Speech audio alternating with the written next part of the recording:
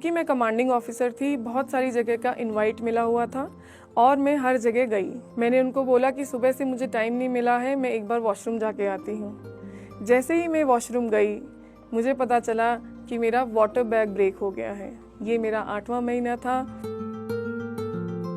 मेरे फादर खुद आर्मी में थे, हालांकि वो नहीं चाहते थे कि मैं फौज ज्वाइन करूं, लेकिन दिन रात मुझे उनकी वो वर्दी दिखाई देती थी।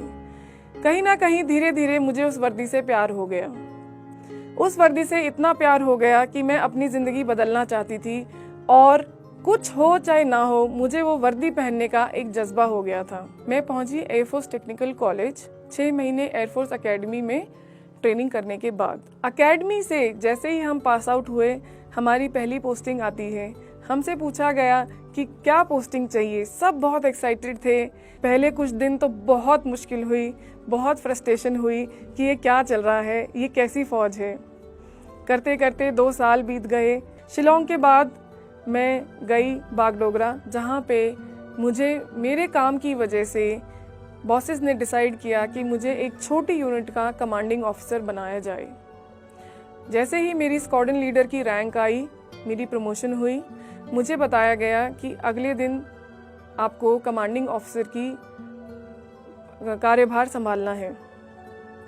लेकिन उसी एक रात पहले मुझे पता चला कि मैंने अपने पहले चाइल्ड को कंसीव कर लिया था। अब मुझे मन में लगा कि शायद कल जब मैं ये बात ऑफिस में बताऊंगी तो शायद मुझसे ये पद छीन लिया जाएगा। ऐसा कुछ भी नहीं हुआ।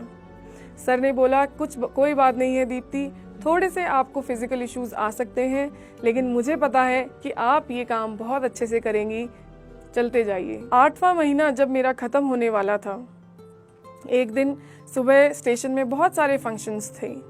सुबह सुबह मुझे, क्योंकि मैं कमांडिंग ऑफिसर थी, बहुत सारी जगह का इनवाइट मिला हुआ था और मैं हर जगह गई।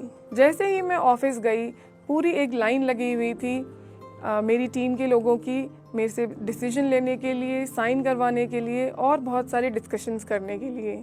मैंने उनको बोला कि सुबह से मुझे टाइम नहीं मिला है, मैं एक बार वॉशरूम जाके आती हूँ। जैसे ही मैं वॉशरूम गई, मुझे पता चला कि मेरा वाटर बैग ब्रेक हो गया है। ये मेरा 8वां महीना था। मेरे पेरेंट्स नहीं आए हुए थे, मुझे कुछ पता नहीं था, कोई नॉलेज नहीं थी, ज़्यादा इंटरनेट से हमारा कोई वास्ता नहीं था, तो मैं बहुत घबरा गई। फिर मैं वापस से अपने ऑफिस आई। मैंने सबको रिक्वेस्ट किया कि मुझे 5 मिनट दें और मैंने डॉक्टर को कॉल किया कि ऐसे हो गया है।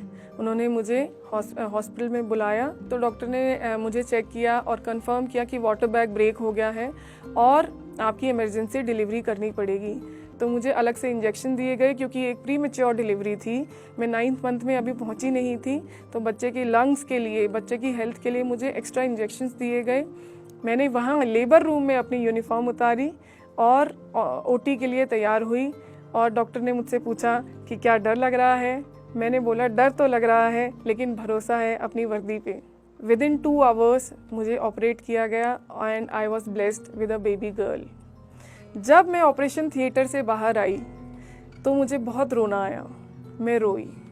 मैं इसलिए नहीं रोई कि मेरा बच्चा हुआ, मेरा ऑपरेशन हुआ।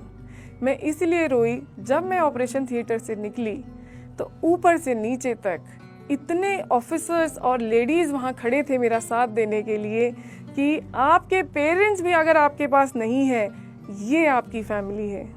ये आपके वो लोग हैं जो आपके साथ हर जगह खड़े हैं। क्यों? क्योंकि आपने उस टाइम पे स्टेशन को अपना टाइम दिया, जब आप रेस्ट कर सकते थे, जब आप छुट्टी पे जा सकते थे। लेकिन ये जो सारे लोग हैं, डॉक्टर ने भी मुझे कहा कि आज तक के करियर में मैंने ऐसा अवसर नहीं देखा कि इतने लोग उसके साथ ऑपरेशन थिएटर के बाहर खड़े हैं, उसका इंतज़ार कर रहे हैं।